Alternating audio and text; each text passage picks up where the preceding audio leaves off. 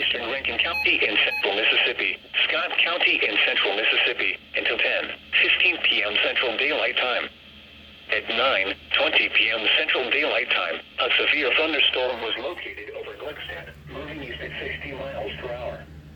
This is a destructive storm for northern Rankin County. Oh boy. Hazard: baseball-sized hail and 60 miles per hour wind gusts.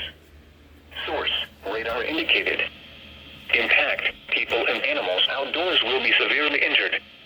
Expect shattered windows, extensive damage to roofs, siding, and vehicles. This severe thunderstorm will be near Fannin around 9:25 p.m. Central Daylight Time. Goshen Springs and Pisgah around 9:30 p.m. Central Daylight Time. Leesburg, Branch, and Ludlow around 9:40 p.m. Central Daylight Time. Fortville around 9:45 p.m. Central Daylight Time. Hillsborough and Harperville around 9:55 p.m. Central Daylight Time. Steele around 10 p.m. Central Daylight Time.